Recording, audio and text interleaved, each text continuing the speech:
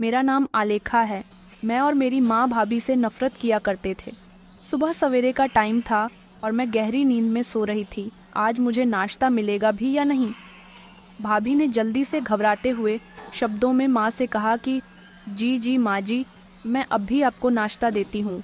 वो आलेखा के कपड़ों पर इस्त्री कर रही थी। आपने ही तो बोला था कि आलेखा उठने वाली होगी। सबसे पहले उसके कपड़ों पर इस्त्री कर दो, वरना उसे कॉलेज जाने में देर हो जाएगी। माँ कहने लगी कि तूने कभी कोई काम समय पर किया है? ये काम दिए हुए मुझे पूरा 1 घंटा हो गया और 1 घंटे से तू आलेखा के कपड़ों पर इस्त्री ही कर रही है। यहाँ मैं भूख से मरी जा रही हूँ। भाभी ने कहा कि नहीं नहीं माँ जी, ऐसा मत कहिए। मैं अभी आपके लिए नाश्ता बनाकर लाती हूँ। मैं अभी उठी और कहने लगी कि अरे माँ, ये किस बात का शोर मचाया हुआ है? मेरा सर दर्द से फटा जा रहा है। जिस दिन से ये औरत इस घर में आई है, मैं सुकून की नींद नहीं सो पाई हूँ। माँ कहने लगी कि बेटा, पता नहीं हमारी सुकून भरी जिंदगी कहाँ चली गई। मैंने तो तेरे भाई से मना किया था कि इस लड़की से शादी न करे, मगर उसने मेरी बात न मानकर बहुत बड़ी गलती की है। मेरी भाभी, जिनका नाम श्वेता था, वो खामोश खड़ी हुई।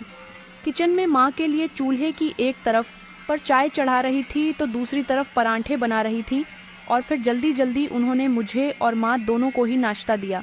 भैया भाभी की शादी को 4 महीने गुजर चुके थे। मेरे भैया, जिनका नाम मुकुल था, वो अपनी माँ और मुझसे बहुत प्यार किया करते थे। पापा के मरने के बाद भैया ने वादा किया था वो अपनी माँ और बहन को किसी तरह की कोई परेशानी नहीं होने देंगे। भैया अच्छी कंपनी में नौकरी करते थे और मेरी हर छोटी से छोटी और बड़ी से बड़ी ख्वाहिश को फौरन ही पूरी कर दिया करते थे। वो माँ का भी बहुत ख्याल रखते थे। माँ को अगर छोटी सी भी तकलीफ होती तो भैया फौरन ही उन्हें डॉक्टर के लेकर भागते थे और उन्हें बिस्तर से उठने भी नहीं देते थे। मैं भी घर का कोई काम नहीं करती थी। मेरी उम्र 18 साल थी और मैं अभी पढ़ाई कर रही थी। भैया ज़्यादातर हमें बाज़ार से ही खाना लाकर दिया करते थे। थोड़ी बहुत घर की साफ़ सफाई होती थी, वो तो मैं और माँ मिलकर कर लिया करते थे। माँ भैया से बहुत ही ज़्यादा प्यार करती थी। भैया जब हम दोनों की फ़िक्र करते थे तो हम दोनों को ये सब बहुत अच्छा लगता था। मैं माँ से कहती थी कि माँ, मैं चाहती हूँ कि मेरे भैया हमेशा से ही ऐसे रहे, क्योंकि हमारे पड़ोस वाली जो नीलम है, उसका भाई तो अपनी बहन को मुँह भी नहीं लगाता, ना ही वो अपनी माँ से ठीक से बर्ताव करता है। मगर मेरे भैया बहुत अच्छे हैं, हमेशा मेरे भैया ऐसे ही रहे। माँ कहती थी कि बेटा इसी तरह से रहेगा। अरे, नीलम के भाई की तो शादी हो गई है, उसकी पत्नी ने उसे अपने वश में कर लिया, मगर मैं अपने बेटे की शादी कभी नहीं करूँगी। शादी से पहले बेटे अपने घर वालों के होकर रहते हैं, लेकिन जब शादी हो जाती है तो अपनी पत्नी के पल्लू से बन जाते हैं। उसके बाद ना तो उन्हें अपना परिवार नजर आता है और ना ही परिवार के सदस्यों की कोई तकलीफ। मैं ऐसा दिन कभी नहीं आने दूंगी। माँ की बात सुनकर मैं हैरान रह जाती थी। मैं कहती थी कि माँ, क्या कभी भैया की शादी ही नहीं होगी? क्या आप उनकी शादी कभी नहीं करवाओगी? माँ कहती थी कि हाँ, मेरा इरादा यही है, क्योंकि मैं अपने बेटे को खुद से दूर नहीं करना चाहती। मैं चाहती हूँ कि मेरा बेटा अपना सारा ध्यान और अपना सारा प्यार हमारे ऊपर ही लुटाए। कोई तीसरा इसमें शामिल नहीं होना चाहिए। अगर अपने बेटे को अपने सीने से लगाकर रखना है तो उसकी शादी मुझे कभी नहीं करनी, वरना शादी के बाद वो अपनी पत्नी और उसके बाद बच्चों में गिरकर रह जाएगा। फिर तो हमें कभी नज़र उठाकर भी नहीं देखेगा। मैंने माँ से कहा, आप ये बातें इतने कॉन्फिडेंस के साथ कैसे कह सकती हो? ज़रूरी नहीं कि मेरे भैया भी शादी के बाद बदल जाएं। ऐसा भी तो हो सकता है कि वो जैसे अब है ऐसे ही शादी के बाद भी रहे। माँ ने कहा, अरे नहीं नहीं, ऐसा नहीं होता। हर मर्द शादी के बाद बदल जाता है। मैं बहुत अच्छे से जानती हूँ और मुझे इस बात का बहुत तजुर्बा है। अरे, जब मेरी शादी हुई थी तब मैंने अपने पति को भी अपने इशारों पर नचाया था। फिर तुम्हारे पिता ने कभी भी अपने घर वालों को पलट कर नहीं देखा था। फिर वो हमेशा वही किया करते थे जैसा मैं उनसे कहती थी। माँ की इस तरह की बातें सुनकर मैं हैरान रह जाती थी, और कभी कभी तो मुझे माँ की कही हुई सारी बातें बिल्कुल ठीक लगती थी कि अगर भैया अपनी पत्नी के कहने पर चलने लगे और हमें भूल गए तो फिर हम दोनों का क्या होगा? हमारी ख्वाहिशें कौन पूरी करेगा? वक्त इसी तरह से गुजरता गया और हम दोनों माँ बेटी भैया का खूब फ़ायदा उठाया करते थे। मेरा जब जिस चीज़ को खाने का मन करता, मैं भैया से फ़ोन करके कह दिया करती थी तो भैया उसे घर पर ही डिलीवर करवा दिया करते थे। मुझे जैसा कपड़ा पहनने का मन करता, भैया मुझे उसको खरीदने के लिए पैसे दे दिया करते थे। भैया कहते थे कि मेरी दुनिया तुम दोनों ही तो हो, अब मैं तुम दोनों की ख्वाहिशें पूरी नहीं करूँगा तो फिर किसकी करूँगा।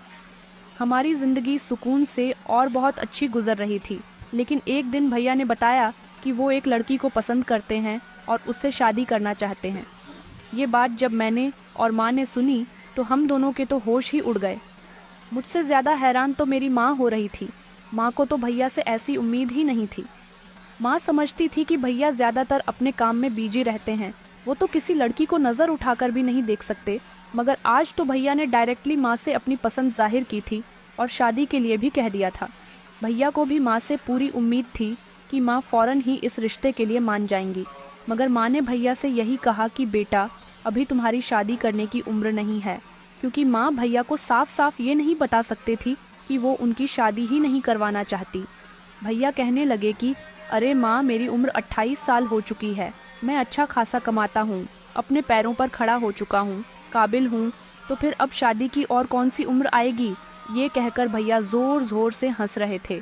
उन्होंने कहा कि माँ, मैं एक लड़की को बहुत पसंद करता हूँ, उसका नाम श्वेता है, वो बहुत अच्छी है, मुझे पता है कि आप उसे देखते ही पसंद कर लोगी। मैं माँ के चेहरे को गौर से देख रही थी, जिनको शायद भैया की बातों पर गुस्सा आ रहा था, मगर वो उनसे कुछ नहीं कह पा रही थी, क्योंकि माँ ने पहले ही जो सोचा हुआ था, उनका वही सोचा हुआ अब नाकाम हो रहा था। भैया ने कहा था कि माँ, मेरी खुशी की खातिर इस रिश्ते के लिए हाँ कर दो ना। मैं भी इंतजार में बैठी हुई थी कि माँ अब आगे क्या करने वाली है, मगर मैं उस समय हैरान हुई जब माँ ने फौरन ही बिना कुछ सोचे समझे भैया से कह दिया कि अच्छा बेटा, तो बता वो लड़की कहाँ रहती है, मैं उसके घर कल ही आलेखा को ले जाकर रिश्ता पक्का करके आती हूँ। माँ ने भैया के चेहरे को अपने हाथों में लिया और कहने लगी कि मेरे बेटे की खुशी से बढ़कर मेरे लिए कुछ भी नहीं है। तुमने सच कहा बेटा, तुम बड़े हो गए हो और मुझे अपने बेटे की शादी के बारे में तो पहले से ही सोच लेना चाहिए था। मगर बेटा, ये ध्यान रखना कि हर माँ के लिए उसका बच्चा छोटा ही रहता है। भैया ने माँ के दोनों हाथों को हाथ में थामा और कहने लगे कि आप सच कह रही हो माँ, आप बहुत अच्छी हो, मुझे पता था कि आपके लिए मेरी खुशी बहुत ज़रूरी है। भैया ने खुश होते हुए अपना एक हाथ जेब में डालकर मोबाइल निकालने की कोशिश की और कहा कि मैं अभी आपको श्वेता का फोटो दिखाता हूँ। इतने पर ही माँ ने कहा, रे बेटा, नहीं नहीं, तुम्हें फोटो दिखाने की कोई ज़रूरत नहीं है। मुझे उम्मीद है कि जिस लड़की को मेरे बेटे ने पसंद किया होगा, वो लड़की कोई मामूली लड़की नहीं होगी, बल्कि वो तो दुनिया की सबसे अलग और स्पेशल लड़की होगी। मेरे बेटे की पसंद भला आम कहाँ हो सकती है। भैया ने वापस अपना हाथ निकाल लिया और खुश होकर कहने लगे कि माँ, मैं आपसे बहुत प्यार करता हूँ और हमेशा ही करता रहूँगा। मैं तो माँ और भैया को देखकर हैरान हो गई थी कि माँ तो पहले बहुत बड़ी बड़ी बातें किया करती थी कि कभी भी मैं मुकुल की शादी नहीं होने दूंगी, और अब तो वो इतनी जल्दी शादी के लिए मान भी गई थी भैया के घर से बाहर जाते ही। मैंने माँ से कहा, अरे माँ, ये तुमने क्या कर दिया, मुझे तो तुमसे ऐसी उम्मीद ही नहीं थी। अब भाभी घर में आ जाएगी तो हम दोनों का क्या होगा। ऐसा आप ही तो कहती थी कि बीवी के आने के बाद बेटा बदल जाता है। माँ कहने लगी कि हाँ, तुम ठीक कह रही हो, लेकिन मैं भी कोई कच्ची खिलाड़ी नहीं हूँ। मुझे अपने बेटे का दिल जीतना था। मैं भी तो देखूँ कि वो लड़की कौन है जिसने मेरे बेटे को अपने प्यार के जाल में फंसा लिया। मैंने फिर से माँ की तरफ देखा और कहा, तो क्या आप सच में भैया की शादी करवाना चाहती हो। माँ कहने लगी कि हाँ, शादी तो मैं तुम्हारे भाई की पसंद से करवा दूंगी, ताकि उसके दिल में मेरे लिए और गहरी जगह बन जाए। लेकिन जिस लड़की से वो शादी करना चाहता है, एक बार वो इस घर में आ जाए, फिर मैं उसे अपने इशारों पर ऐसा न चाहूँगी कि वो कभी भी मेरे बेटे को मुझसे अलग करने के बारे में सोच भी नहीं सकेगी। अगर मैं तुम्हारे भाई की पसंद को इनकार कर देती तो वो मुझसे नाराज़ हो जाता और फिर धीरे धीरे मुझसे दूर होने लगता। सोचने लग जाता कि उसने सारी ज़िंदगी हमारा कितना ख्याल रखा, हमारी खुशियों का ख्याल रखने की खातिर कभी उसने अपनी खुशियों का ख्याल नहीं रखा। यही बात उसके दिल में चूक जाती और वो धीरे धीरे मुझसे दूर हो जाता। बस यही सब कुछ सोचकर मैंने अपने बेटे की बात मान ली है। मैंने तो माँ को दाद दी और ताली बजाते हुए कहा कि माँ, आप तो सच में ग्रेट हो, मैंने तो सोचा भी नहीं था कि ऐसा भी हो सकता है, आप तो बड़ी दूर की सोचती हो। माँ की चेहरे पर एक शातिर आना मुस्कुराहट थी और फिर अगले ही दिन मैं और मेरी माँ भैया की पसंद की लड़की को देखने और उसके घर उसका हाथ मांगने के लिए चले गए थे। लड़की तो सुंदर थी मगर गरीब घर की थी। लड़के वालों के लिए खुशकिस्मती थी कि उनकी बेटी के लिए इतने अच्छे और काबिल लड़के का रिश्ता आया था। कुछ समय के बाद ही भैया की शादी हो गई और फिर उस दिन के बाद से ही माँ ने उसे अपने इशारों पर नचाना शुरू कर दिया।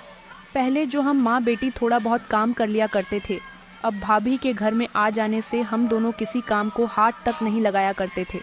सारा काम भाभी ही किया करती थी और माँ भाभी के कामों में जानबूझकर कमियां निकालती थीं, उन्हें जानबूझकर कामों में उलझाए रखती थीं ताकि वो भैया से ज़्यादा दूर रह सके और भैया ज़्यादा उनके दीवाने ना बने। शादी के बाद से ही माँ की आंखों में वो बहुत ही खटकती थी, बल्कि माँ का तो लक्ष्य ही यही था कि वो भाभी को भैया की ज़िंदगी से खामोशी से निकाल बाहर फेंके।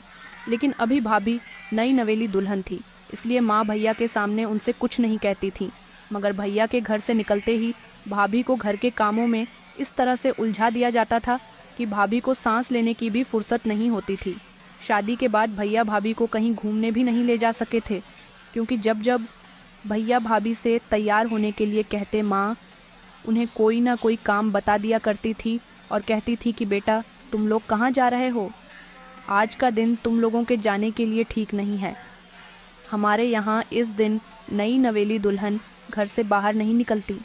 अब भैया तो वैसे भी माँ की बातें बहुत अच्छे से मानते थे, इसलिए जैसा माँ कहती वो वैसा ही किया करते थे और इस सब से भाभी बिल्कुल खामोश रहती थी। शादी के बाद उन्होंने माँ से एक बार बहस करने की कोशिश भी की थी, तो माँ ने उनका हाथ पकड़कर पीछे की तरफ मोड़ दिया था और कहा था कि अगर मेरे साथ होशियारी करने की कोशिश की तो तुझे इस घर से निकाल दूंगी। तू जानती है कि मेरा बेटा हमेशा मेरी ही बात मानता है, तू उससे कुछ भी कहेगी वो तेरी बात पर कोई यकीन नहीं करेगा, इसलिए कभी भी मेरे खिलाफ जानने की कोशिश मत करना। मैं भी हमेशा भाभी की जासूसी करने में लगी रहती थी। हम लोग भाभी को तंग करने में किसी तरह की कोई कमी नहीं छोड़ते थे।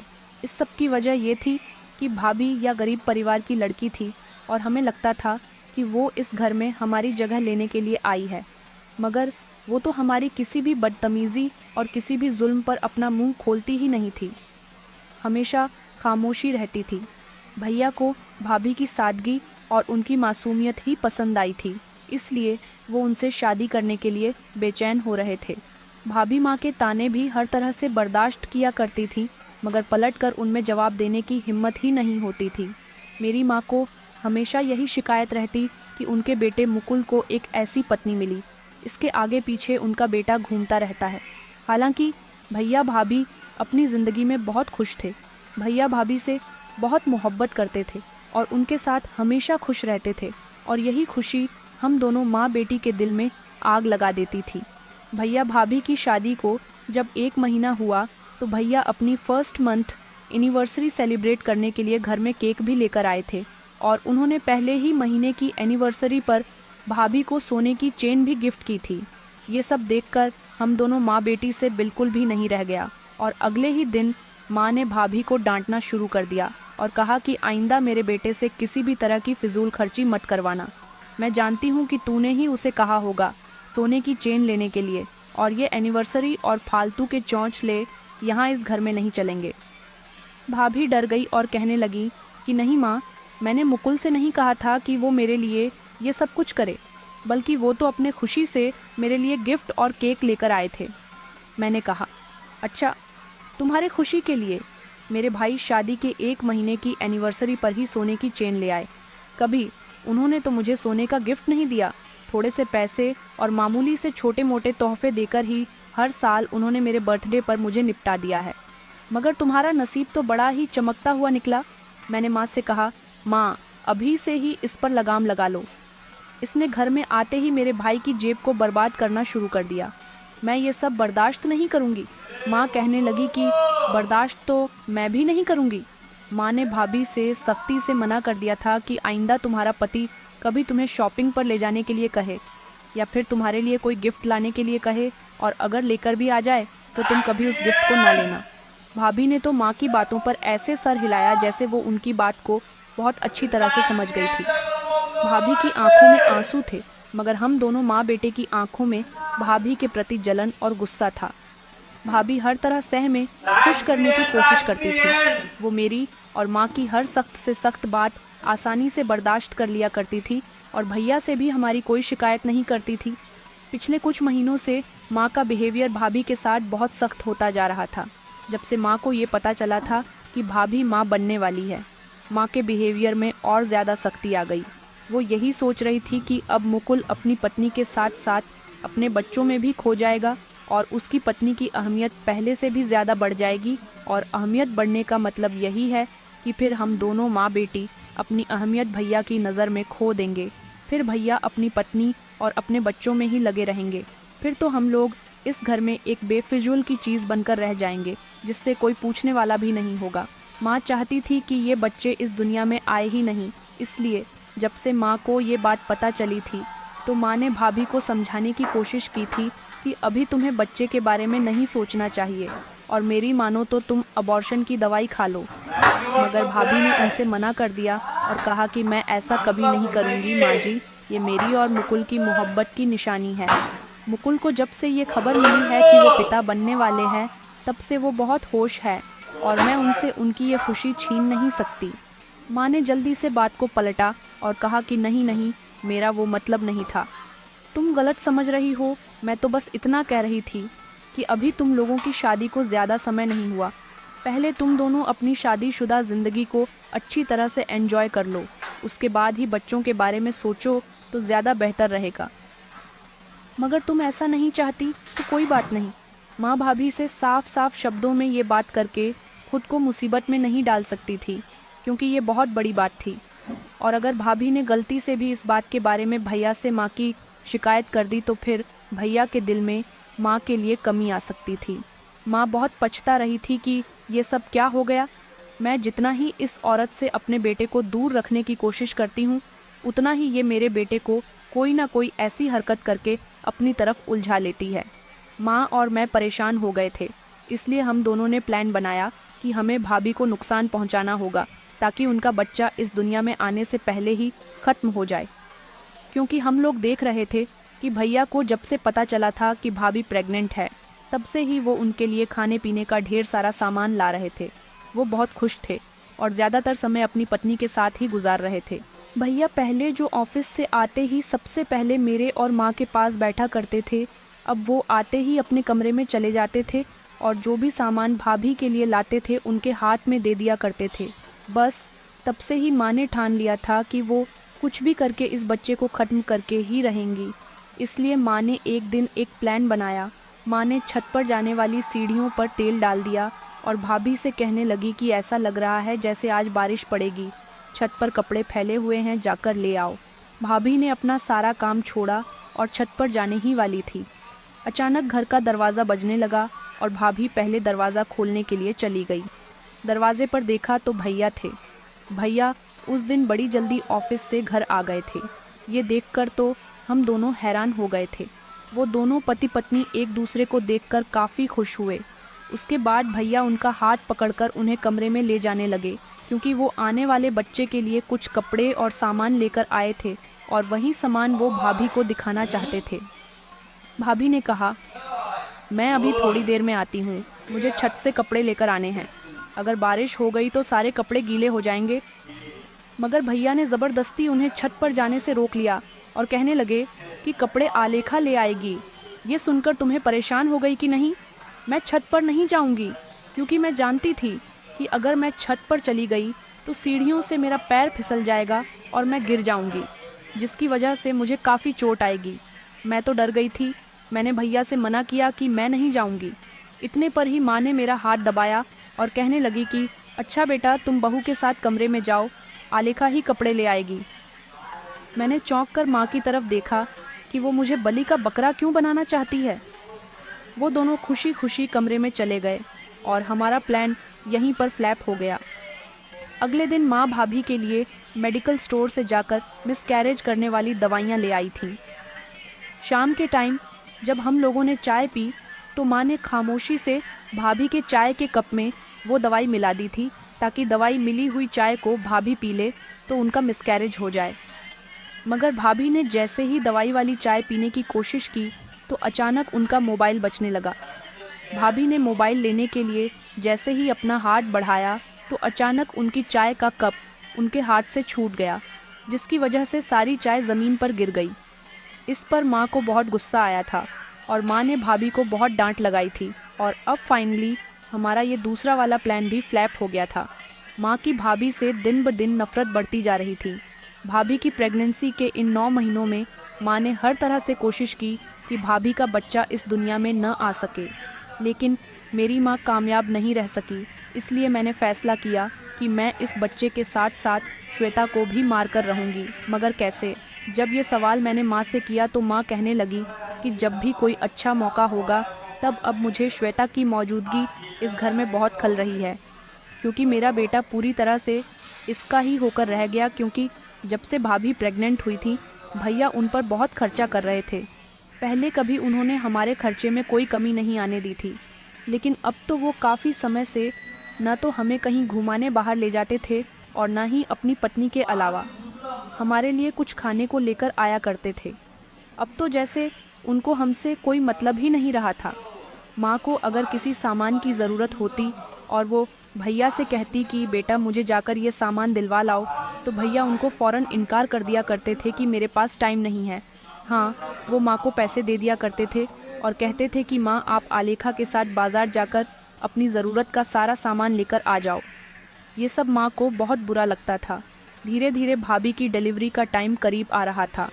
अब उनका आखिरी महीना चल रहा था और जैसे जैसे दिन बढ़ते जा रहे थे मेरी माँ के दिल में भाभी और उनके बच्चे के लिए नफ़रत भी बढ़ती जा रही थी।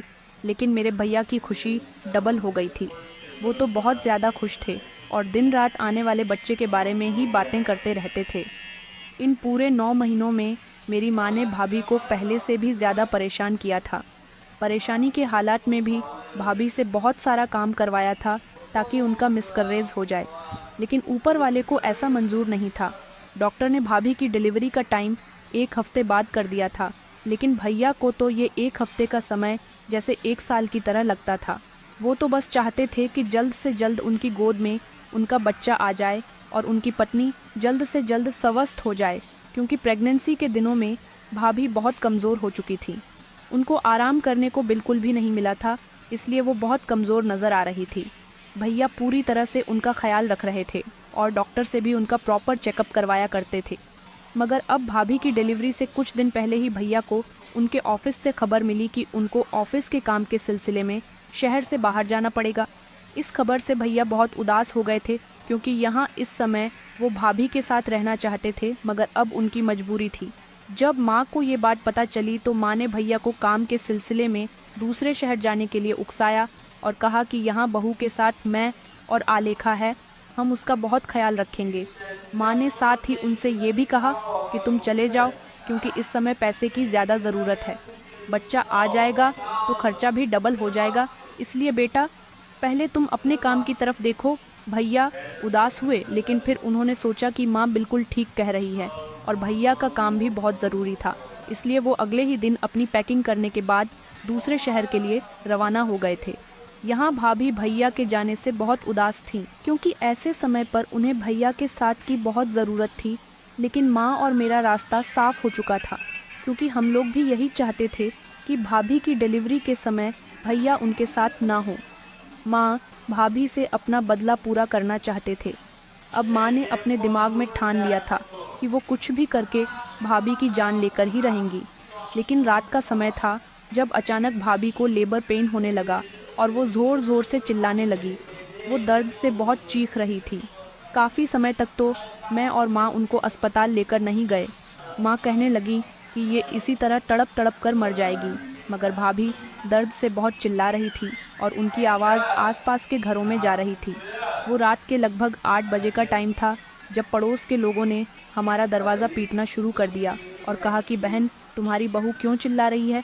तो माँ ने जल्दी से बात बनाई और कहा कि बहू को दर्द हो रहा है, मैं उसे अस्पताल लेकर जा रही हूँ।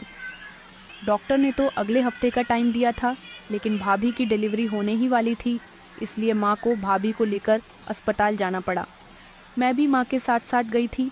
वहाँ डॉक्टर ने फ़ौरन ही भाभी को एडमिट कर लिया और फिर आधे घंटे के बाद ही हमें खबर मिली कि भाभी ने बेटी को जन्म दिया। मैं तो खुशी से उछल उठी थी। मैंने खुशी से माँ को गले लगाया और कहा कि भाभी को बेटी हुई है। ये तो बहुत ही खुशी की बात है। माँ ने कहा कि तुझे ज़्यादा खुश होने की ज़रूरत नहीं है और इस बारे में अपने भाई को कुछ मत बताना। वैसे तो उसे 1 महीने बाद आना है, लेकिन अगर उसे बेटी की खबर मिल गई तो वो यहाँ फौरन दौड़ा दौड़ा चला आएगा। माँ ने तो भाभी की बेटी को उस समय अपनी गोद में भी नहीं लिया था, मगर वो बड़ी प्यारी थी। मुझे तो उसे देखकर उस पर प्यार आ रहा था। भाभी की कंडीशन ठीक नहीं थी, वो बेहोशी की हालत में थी। बच्ची मेरी ही गोद में थी। माँ ने कहा कि आज रात में इस बच्ची और श्वेता को ठिकाने लगा दूंगी। मैंने कहा, मगर माँ, भाभी तो हॉस्पिटल से 2-3 दिन के बाद डिस्चार्ज होंगी, तो फिर आप आज रात उन्हें कैसे मार सकती हो? माँ कहने लगी कि आज से अच्छा दिन मेरे लिए कोई नहीं है। मेरी माँ बहुत पहुँची हुई इंसान थी। माँ कहने लगी, अब सब कुछ ठीक हो जाएगा। जिस काम के लिए मैं काफ़ी लंबे समय से तरस रही हूँ, मेरा वो काम आज होने ही वाला है। माँ मुझे लेकर कमरे के अंदर चली गई और भाभी को बड़ी तरसती हुई नज़रों से देखने लगी, जो अभी तक बेहोश थी। मैंने भाभी के बराबर में ही उनकी बेटी को भी लिटा दिया था। माँ ने भाभी की बेटी का चेहरा पकड़ा और कहा कि तुम दोनों माँ बेटी को क्या लगा कि तुम दोनों मेरे बेटे की ज़िंदगी में शामिल हो जाओगी? तुम मुझसे मेरे बेटे को छीन लोगी? ऐसा कभी नहीं हो सकता। मेरे बेटे का हक सिर्फ मुझ पर और उसकी बहन पर है। क्या तुम दोनों माँ बेटी का करने के लिए मैंने अपने बेटे को इतना बड़ा किया था? मैं चाहती थी कि मेरा बेटा हमेशा हमारे साथ रहे और सिर्फ हमें ही अपना सब कुछ समझे। मगर जिस दिन से ये श्वेता मेरे बेटे की ज़िंदगी में आई है, इसने मुझसे मेरे बेटे को छीन लिया, उसको मुझसे दूर कर दिया, उसका ध्यान भटका दिया। मगर मैं ऐसा नहीं होने दूंगी। मैं और ज़्यादा अपने बेटे को खुद से दूर नहीं होने दे सकती, और जब तक तुम दोनों इस दुनिया में रहोगी, तब तक मेरा बेटा कभी भी हम पर ध्यान नहीं देगा। मैंने कहा, माँ, आप बिल्कुल ठीक कह रही हो। आखिर इन दोनों का क्या हश्र करना चाहिए? माँ ने भाभी के बेड पर रखा तकिया उठाकर भाभी के मुंह पर रख दिया, जो पहले से ही बेहोश थी, लेकिन उनकी सांसें चल रही थीं। तकिया जोर से मुंह पर रखने पर और उनका दम घुटने पर भाभी की मौत हो गई। भाभी जैसे लेटी हुई थी, वैसी ही इस दुनिया से चली गई। उन्होंने तो कोई हरकत भी नहीं की और हमारे लिए भाभी को मारना बहुत आसान हो गया। लेकिन माँ इस बच्ची को भी मारना चाहती थी, इसलिए उन्होंने सोचा कि इस अस्पताल के पीछे एक बहुत बड़ा गार्डन है, हम वहाँ पर भी तो भाभी और उनकी बेटी को दबा सकते हैं। इससे इन दोनों माँ बेटी का नामो निशान खत्म हो जाएगा। मैंने कहा, माँ, अगर हमें ऐसा करते हुए किसी ने देख लिया तो क्या होगा? माँ कहने लगी कि कुछ नहीं होगा। अगर किसी ने हमें देख लिया तो हम उसे पैसों का लालच दे देंगे और उसका मुंह बंद करवा देंगे, मगर हमें इन दोनों को यहाँ से निकालना होगा। अगर यहाँ कोई डॉक्टर आ गई तो हम पकड़े जाएंगे। माँ ने मुझे बाहर पहरा देने के लिए कहा और खुद माँ ने भाभी की लाश को एक चादर में लपेट लिया, जबकि उनकी बेटी मेरी ही गोद में थी। माँ ने जैसे तैसे भाभी की लाश को बेड से उतारा और चादर में लपेटकर चादर का कोना पकड़कर उसे घसीटते हुए बाहर की तरफ ले आई और कहने लगी कि मेरी मदद करो। मैं उनकी मदद करने लगी और साथ ही साथ में ये भी देख रही थी कि कोई आ तो नहीं रहा, लेकिन जैसे ही हमें महसूस होता कि कोई आ रहा है तो हम दोनों खामोशी से छुप जाते। वैसे भी आंधी रात का समय हो रहा था, यहाँ ज़्यादा पब्लिक नहीं थी, सिर्फ डॉक्टर या फिर नर्सेज ही किसी न किसी पेशेंट का चेकअप करने के लिए आ जा रही थी। मैं और माँ बड़ी मुश्किल से भाभी की लाश को गार्डन तक ले आए थे, क्योंकि जहाँ भाभी का कमरा था वो फर्स्ट फ्लोर पर था और यहाँ से हमें भाभी को अस्पताल के बाहर लाना मुश्किल नहीं था। वैसे भी हम भाभी को छोटे और मामूली से अस्पताल में लेकर आए थे, जहाँ पर कैमरे भी नहीं लगे हुए थे, जिसकी वजह से किसी के पास हमारे खिलाफ कोई सबूत होता। मेरी माँ ने पहले ही सारा प्लान बना लिया था। भाभी और उनकी बेटी को गार्डन में ले जाने के बाद माँ ने एक तरफ से बेलचा उठाया और ज़मीन खोदनी शुरू कर दी और मुझसे कहने लगी कि तुम ध्यान रखो, अगर कोई आए तो मुझे बताना। माँ जब ज़मीन खोद रही थी तो उसकी आवाज़ चारों तरफ गूंज रही थी, क्योंकि रात का समय था, लेकिन वहाँ गार्डन में कोई रात के समय कोई आता जाता भी नहीं था, इसलिए हम इस काम को लगभग 2 घंटे में कर चुके थे। माँ ने एक बड़ा सा गड्ढा खोदा और उसमें चादर में लिपटी भाभी की लाश को धकेल दिया और साथ ही मेरे गोद में भाभी की बेटी को छीन कर उसको भी उसमें ही डाल दिया, और जितनी मिट्टी उन्होंने खोद कर निकाली थी वो सारी ही मिट्टी उन्होंने उसमें वापस डाल दी और उस जगह को अच्छे से सेट कर दिया।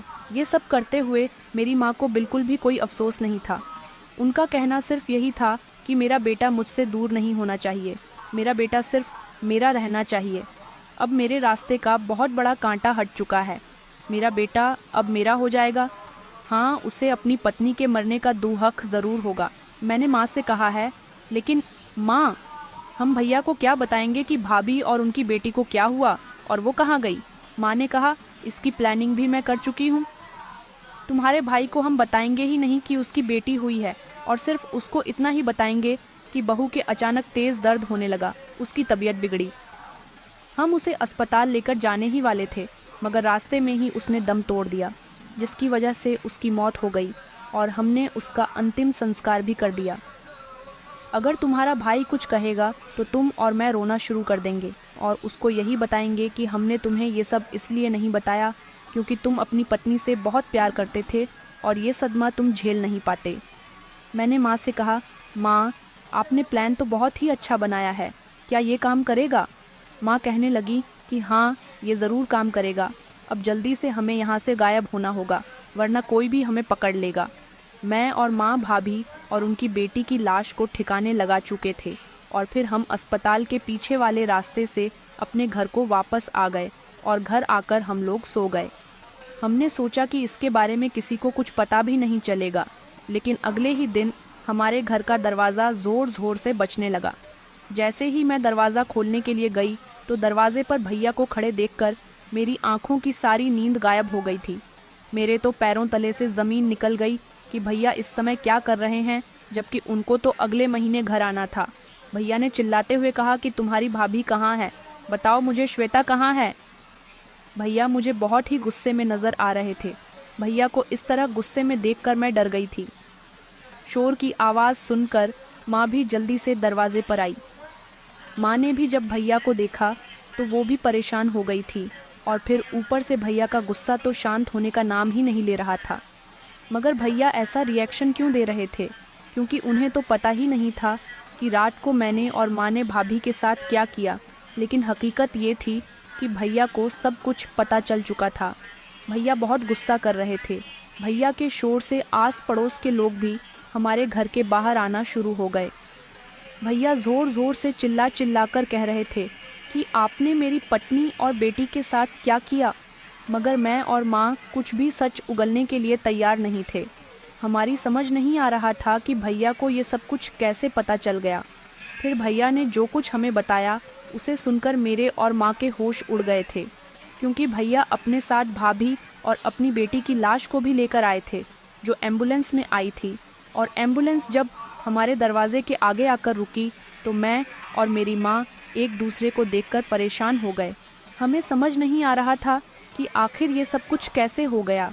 माँ ने तो बड़ी ही सफाई के साथ भाभी को मौत के घाट उतारा था।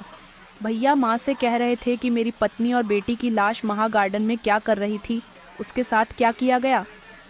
वो माँ को झंझोड़ झंझोड़ कर माँ से पूछ रहे थे और चिल्ला चिल्ला कर रो रहे थे। माँ कहने लगी कि बेटा, मुझे कुछ नहीं पता। इस बारे में भैया ने उन्हें सारी सच्चाई बतानी शुरू की।